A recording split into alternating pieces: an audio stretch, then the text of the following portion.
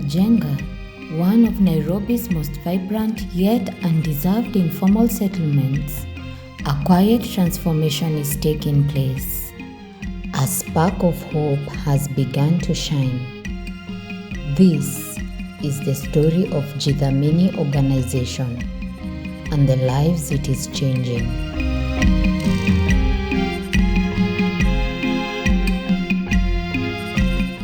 Just to take you back to the beginning, when we were starting in 2008, we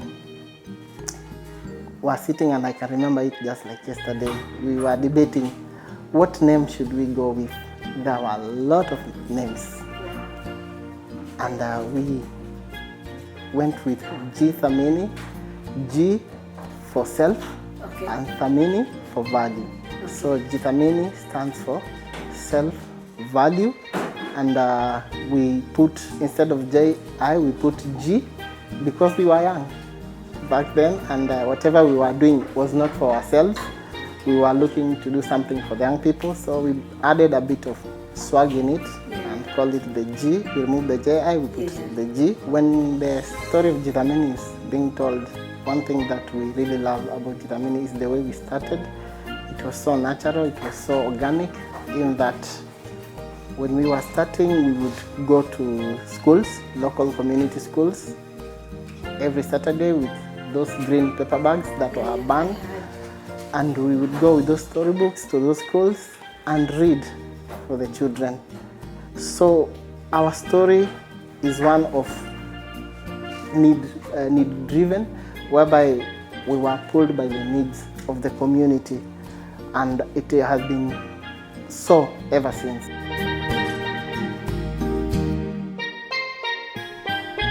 In a community where many children struggle to access learning materials, G-Thamini organization established a fully stocked community library, a learning sanctuary in the middle of Mukuru.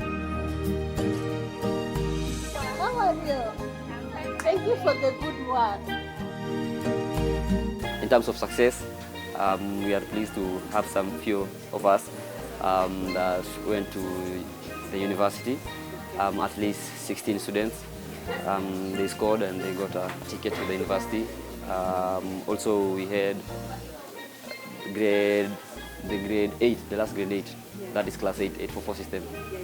They also scored very well, and they got a chance to go to national schools. At least 24 went to national schools, that is national schools, and the others to the district and to the lower schools that are inside Nairobi.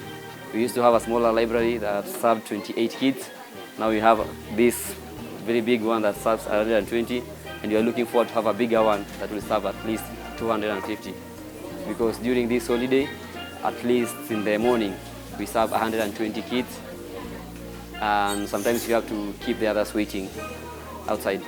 So you need to create a schedule that there are some will come in the morning, some in the evening. Yes. Our library, we are very big on local fundraising. There is an ongoing drive that we have of Adopt a Shell. As you can see some placards of adopted by Alexander and Daniel, adopted by Dinah Muzuka, adopted by Consolidated Bank Embakasi.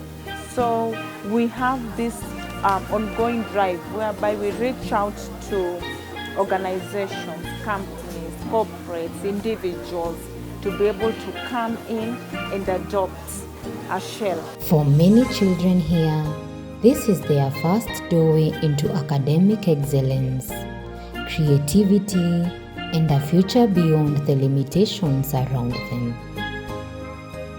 Recognizing that many children cannot always travel to the center, G-Thamini launched a mobile library, bringing books directly to the community.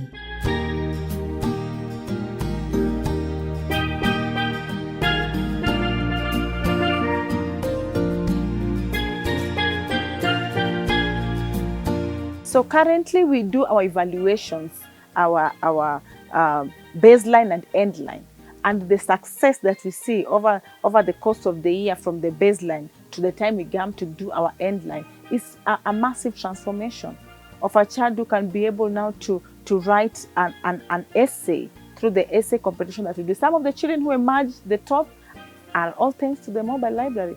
So you have seen success over the last 3 years, all through the, all thanks to the mobile library. And currently we are getting so many requests from so many schools, and they were like, can you come to my school as well? My children really are in need of the library. So currently we can only serve the 11 with this van, but in future, when you get another van, or say, for instance, even a canter, and we are able to revamp it, just the way we have revamped this one and make it a library, then have as many books as possible, as many leaders as possible, catering from PP1 all the way to grade 10, then we'll be able to serve even many more schools and impacting the lives of even, thousands of children in Mukuru.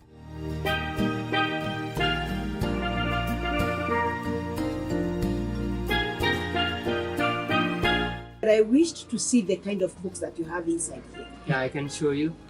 So this one.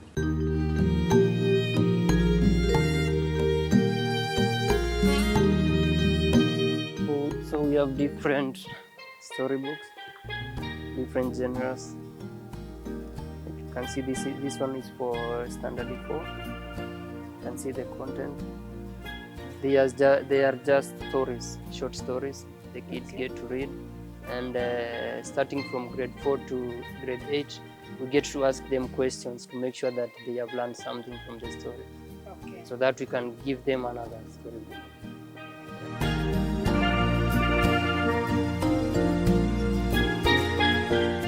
Also, when it comes to young mothers, the reason I came up with that initiative for young mothers, I became a young mother then for 14 years. Yeah? At that time, I didn't know what to do. And it's because of some of these challenges that we go through as girls in Mukuru, whereby sometimes there is no pads to use. And whenever we see a packet of pads, for us it was a goal, because one, your parents cannot afford it. So such challenges include our that getting pregnancy, getting HIV and that we have children whereby we are training them on life skills, things to make puberty, HIV and AIDS, self-awareness and all that. So the reason as well we have our young mothers on board, because I want to tell them that you can. And today we have girls who have gone back to school after giving birth, and their parents, before G-Thamini, they could not believe that girls can actually give birth and go back to school. So we have several of them who are in school and they are young mothers and they are doing well in school. We have one that did her exam last year, just through G-Thamini. Now we are planning to set up a bad bank in the nearby supermarket for the community also to participate in now mobilizing for G-Thamini, because we are serving their kids, we are serving the schools around Mukuru where their kids go to. Yes. We have also t-shirts, written different messages like this one. And for instance, how much is one? Okay, this one is about 1,200. Okay. Yes. Bottles, we have one for this one for 2,000, this one 2,500. We have caps, one goes for 800 shillings.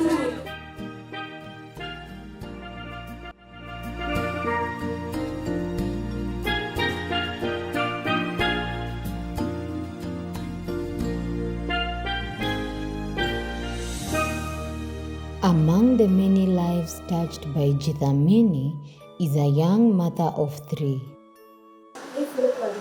Life was never easy. From the time I was 9 years old, I took myself to school. My father worked as a laborer in a homestead, often staying away for months without coming home. Because of this, my mother was forced to work so that we could eat, though sometimes we still missed meals. I would go to school and study, only to be sent away and told to return with school fees. When I informed my mother, she did everything she could to take me back to school. I continued with my education up to class 8. After completing my class 8 exams, I passed and asked my father to take me to secondary school. He told me he had no money and advised me to speak to my mother instead. That was when the problems began. My mother would send me to my father. One day, my brother told me that I was not part of their family and that they did not even know where I came from. I became deeply frustrated and began to question my identity and asked my mother who my father was. She told me that she did not know who my parents were.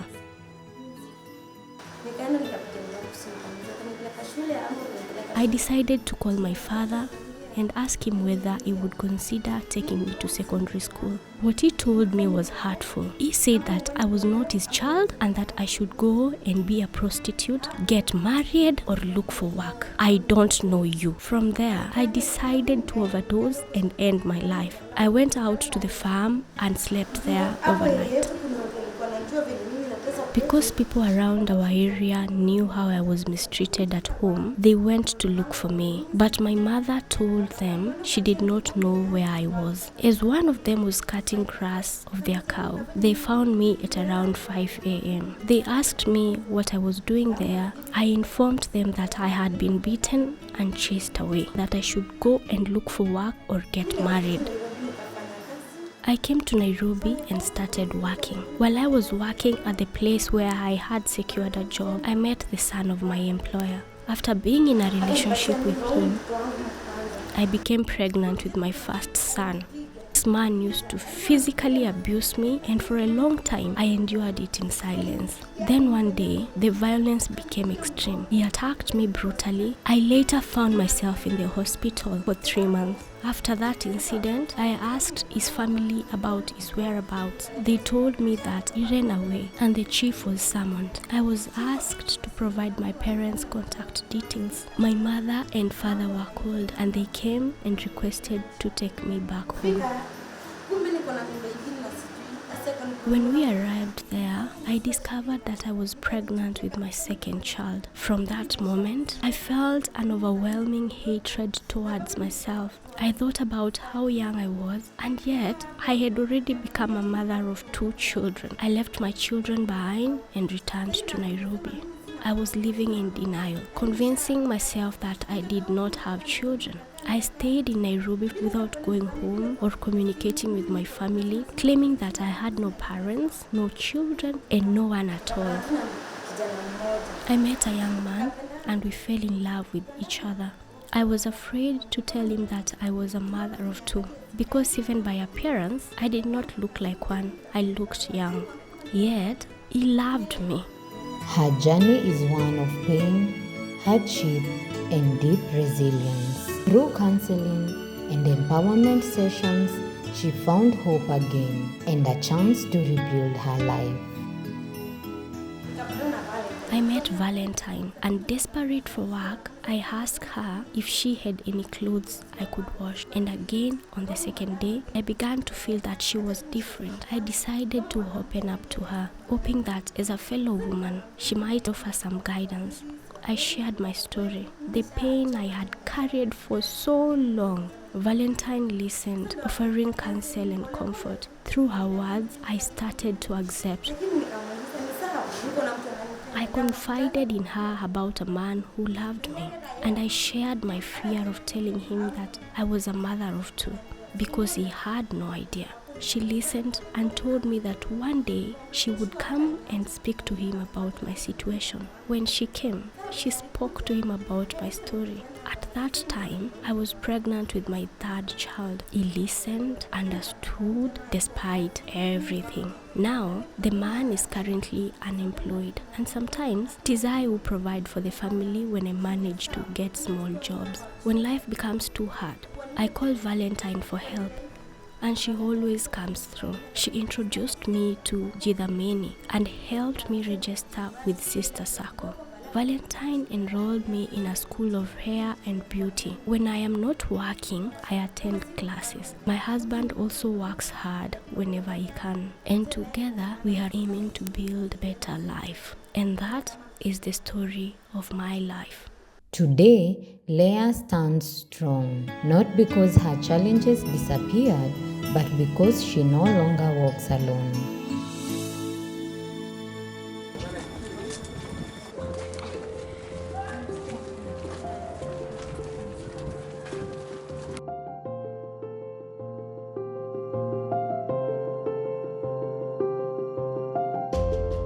For the youth of Mukuru kwa Jenga, art has become a voice, a space where imaginations meet opportunity.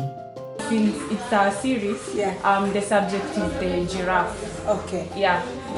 They'll be in different positions. Okay. Yes. And after you draw them, where do you take them? We are supposed to put them in our art gallery. Yes, for sale. And we can also take them to exhibitions for sale too. Wow. Yeah. Beautiful. Mine are just random colors. Put them together. Here, pink, gold, black. So many people are doing a lot of art, but not like mine. Mine are just colors together. Okay. This is one of my artworks. Like I said, I like working with colors. One is my first art piece when I joined art.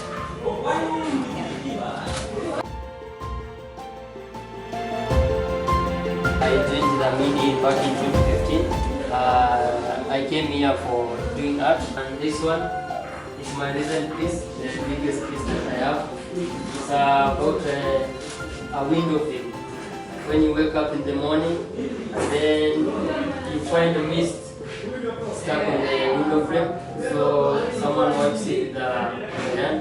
That's what you have the effect. And then it displays a very beautiful image. So my name is Elvis. I am a student at the Marianist School, Our Lady of Nazareth, and I've been mentored as an artist here. As you can see here, I like doing abstract things. As you can see, you see it, but you do not see something that is inside it. So I know, how many faces can you see here? 3. 3, but there are actually 4. Oh, 4, yeah. 1, 2, 3, 4. So I called this the good, the bad, and the ugly to show what the community is passing on. Over here I have a couple of my pieces that I've been doing for the past this month. So I've been exploring on a style called pointillism and cubism. So as you can see, I've been using it. I used it in this piece, I used this in this piece, and also in this piece. Yes. We started back then in 2015. So it's a journey that I can say it has the ups and downs. So the ups being having these kids grow from one aspect of art to another. So having these different artists, different mediums, because in this art class we have sections. Sections like if you're a beginner, there is somewhere you start. You don't just come and start painting, or you just come and start maybe doing the pastel. There are things that you must accomplish for you to be in line with the other people. G-Thamini's art program trains young artists, giving them skills to earn an income and discover purpose. So in that aspect, we have tremendous growth. One of them being, there is one of the students we had back then in primary, he was being sponsored to go to university through the art program. So there was someone who came and found him, and he took him to university. So the other aspect of achievement is the mass awards. As you can see on the wall, we have a certificate. So it's a journey that I can say it has growth, and we can see through the work of their hand they are doing. Because we are working on a footage that bringing different exhibitions. Like maybe 5 years ago, how did this certain artist used to draw his artwork or her artwork? So bringing that maybe growth rate is something that we'll work on, and having it to be known outside the world in our locality is something that we are working on. So one of the challenges we have are the materials, the supplies, that is the paints, the papers, the pencils, the colors that we usually get from well-wishers. And it's something that really encourage these kids, because if you go from stage A, you like to go to stage 2, to stage 3, to stage 4, and so forth. So it's a tremendous growth that we are looking at. And the other biggest challenge we have is the marketplace for selling this art piece. Because previously, it's something that when visitors come, we show them around, someone likes it, someone wants to buy it, and it has to be bought by them. So what the mechanism we use is the money that we get from these art pieces, we usually direct it to a school supply or a school fee to that kid that is coming to our center. But for the kids who are over 18 and they have finished school, it's something that we give them their money and they help in day-to-day life. So that's a nutshell of our art program, and we would like to thank one of us who is not here, who is usually comes to teach these kids with the help of the organization, is Simon Murray. That when school closes, we usually have the Wednesday and Thursday classes from 10 to 12, and when schools open, we usually have the Saturday classes from 10 to 12. So, welcome. My name is Isaiah Maosa. I live at Mukuru kwa Ruben. I'm a student at G-Thamini University. In Mukuru, like accessing like reading materials during those times before G-Thamini, it was kind of hard. So when G-Thamini came along, at least we could have hopes. Like for me, I can remember like having revision books to do my assignments, or a quiet place to do my assignments. It was kind of hard for me. At that time, like if you cannot access revision where you can read easily and you do your own assignments, so during the study program, according to your life, you see the future is blurred, like it's not clearly seen. You don't know where you are heading, and it's a bit stressful in a given way. The peer pressure was kind of high, because some of the people in Mukuru and some of my age mates, and according to the state they are in and the stress which they are going through, they ended up doing drugs. So it was kind of maybe an influence, but G-Thamini came along. Okay, I can say my father tried to talk to me, and at least he motivated me a bit. I actually is the one who told me about G-Thamini. So he introduced me to G-Thamini. So he told me that at least I can know you are suffering, and I know your aim and your ambition to succeed in life or to have a good grade. He introduced me to G-Thamini and told me that this place will help you a lot. G-Thamini has given me a place, like a good place to self-express, to express myself. G-Thamini is more than a family to me. I want to tell you that whoever is supporting the donors and everybody, you are doing a good job. Keep on creating more opportunities for us young men, and know that whatever you do has an impact to the society, a positive impact to the society, and is being blessed. Thank you. Life is not that hard. Life is hard when you don't know yourself, but having a place that you can express yourself fully, like G-Thamini, life is very easy. Actually, right now, the thing is that the upkeep is kind of a bit a problem to me. So if anyone can maybe come up and sponsor me, I won't let you down.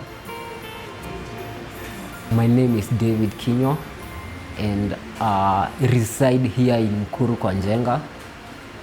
So my journey with G-Thamini dates back to 2016, where I was first enrolled as Form 1 student.